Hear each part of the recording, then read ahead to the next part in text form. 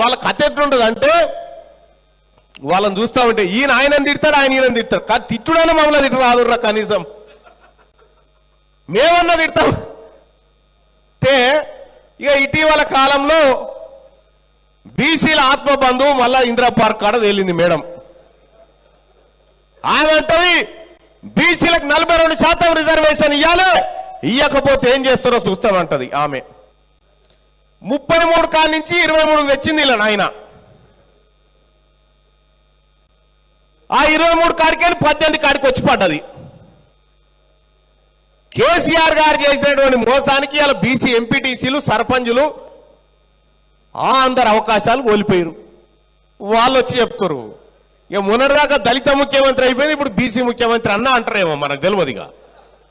దళిత ముఖ్యమంత్రి వ్యాలిడిటీ అయిపోయిందిగా, ఇప్పుడు బీసీ ముఖ్యమంత్రి. ఇక మన పోరాటం కూడా మనని చేసుకోనియరా, మన బీసీ పోరాటాన్ని కూడా మనని చేసుకోనియరా. ఇలా మీరున్నారు, మీరెంత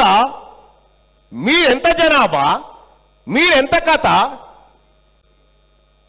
మనమంతా తిని పాడేయంగా ప్లేట్లకి ఇట్లా వట్టిగానే జాల్తీ అని వారేస్తే మిగిలిన మన పైసలు అంతా కూడా సరిపోతుంది మీకు. అటువంటిది మీరు మా బీసీలకు ఏం చేయగలుగుతారు, మీరు మాకేం పెట్టగలుగుతారు? పెట్టే కాడికి సరిపోదా? మాకు శాత కాదా? మాకు పరిపాలన శాత కాదా? ఇన్ని రోజులు బీసీలకు వస్తలేవు, అవకాశాలు వస్తలేవు, టికెట్లు కాదు ఒక్కటి కాదు, బీఫామ్ కొట్టేది ఒకటే, మిషన్ ఒకటే లేదుగా, వీళ్ళు తాల గంతేగా, కాదు ఒక్కటే లేదు కదా.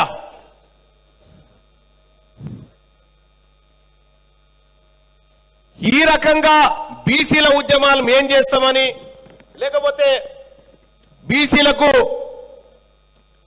మేమే ప్రతినిధులమని వాళ్ళు బయలుదేరుతా ఉంటే సిగ్గుచేటనిపిస్తా ఉంది. అసలైన బీసీ ఉద్యమకారులు భవిష్యత్ తరాలకు బీసీ దిక్సూచిలుగా మారేటువంటిది వేదిక మీద ఉన్నటువంటి నాయకత్వం మారుతుంది. రేపు పొద్దుగాల వీళ్ళు నిలబడతారు. గెలువురి చూద్దాం మీ దమ్ముంటే.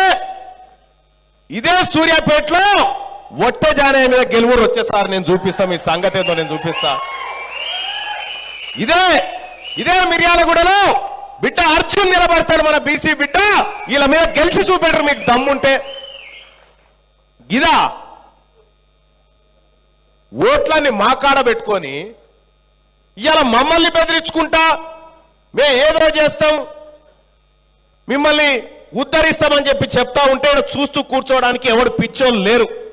కాబట్టి బీసీ సోదరులారా, మీరు సర్పంచులుగా ఎక్కడ నిలబడతారో చూసుకోండి, మీరు ఎంపీటీసీలుగా ఎక్కడ నిలబడతారో చూసుకోండి. మాక్సిమం ఎక్కువ మంది దగ్గరికి ప్రచారానికి మేము వస్తాం, మిమ్మల్ని గెలిపించుకుంటాం, బీసీ ప్రజల జెండాలు ఎగరేస్తామని చెప్పి తెలియజేస్తా ఉన్నా.